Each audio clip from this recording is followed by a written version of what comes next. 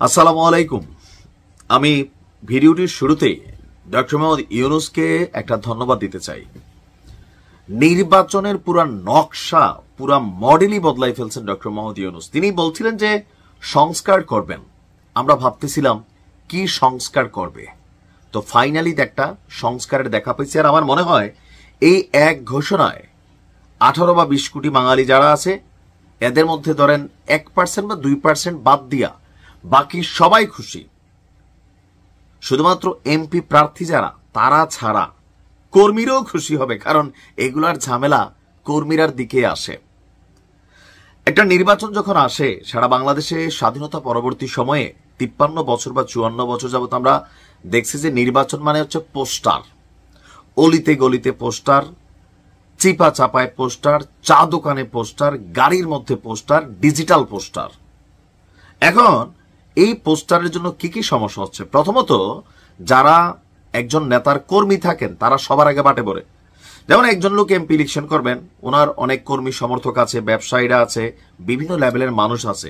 এই যে পোস্টার ছাপানোর খরচ, লাগানোর খরচ, এই খরচটা নিজ দলের বা কাছের নেতাকর্মীদের উপর চাপাই দেওয়া হয় যে তুমি এক কাজ করো বাইরে 10,000 পোস্টার ছাপাই দিও, তুমি এক কাজ করো 5,000 পোস্টার ছাপাই দিও। আপনার নতুন রং করা বাড়ির ওয়াল, তারপরে হচ্ছে বাড়ির বাউন্ডারি, স্কুলের কি বলা হয় যে বাউন্ডারি, মসজিদের বাউন্ডারি, যেখানে খুশি চা দোকান, খাম্পা, এমন কোন জায়গা নেই যেখানে পোস্টার আর পোস্টার নাই।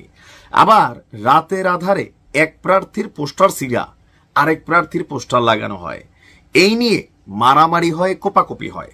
এই যে একটা হুলস্থুল পরিস্থিতি, বাজারঘাট, রাস্তাঘাট, আপনি যেখানেই যাবেন উপরে খালি পোস্টার আর পোস্টার। এবারের নির্বাচনে, আগামী যে জাতীয় নির্বাচন হতে যাচ্ছে সেই জাতীয় নির্বাচনে এই পোস্টারের খেলাটা বন্ধ করে দিয়েছেন ইউনূস সরকার।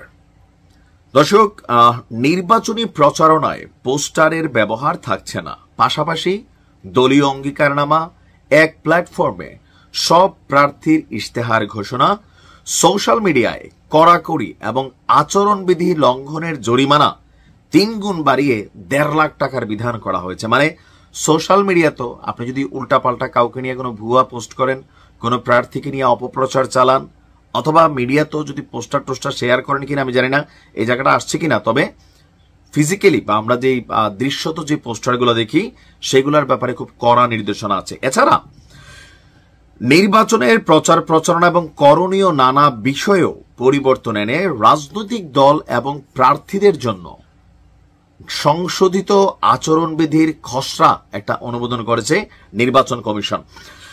গতকালকে প্রায় দীর্ঘ 4.5 ঘন্টার এক বৈঠকের পরে আমরা জানতে পারলাম যে আপনার নির্বাচনী প্রচারণায় বিলবোর্ডের ব্যবহার অতীতে ছিল না, এটাকে অন্তর্ভুক্ত করা হয়েছে। পোস্টার ব্যবহার বাদ করার ব্যাপারে যেটা সংস্কার কমিশনের একটা প্রস্তাব ছিল সেটাও করা হয়েছে। পোস্টার ব্যবহার বাদ দেওয়ার সম্মত হয়েছে।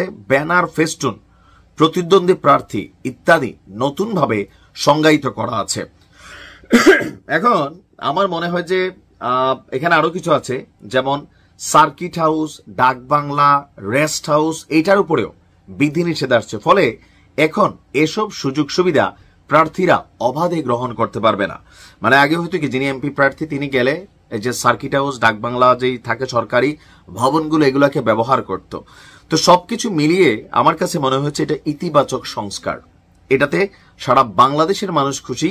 শুধুমাত্র যারা এমপি প্রার্থী হবেন তারা হয়তো অনেকটা নাখুশ হবেন যে নির্বাচন আসছে, মাঠে পোস্টার নাই, হয়তো মাইকিংটা থাকবে, ওইটার ব্যাপারেও কি রুলস রেগুলেশন আছে আমরা জানি না, হয়তো আরো আসবে। বাট এই সংস্কারটা খুবই সুন্দর হয়েছে, আমার কাছে মনে হচ্ছে এটা খুবই সময় উপযোগী একটা সিদ্ধান্ত।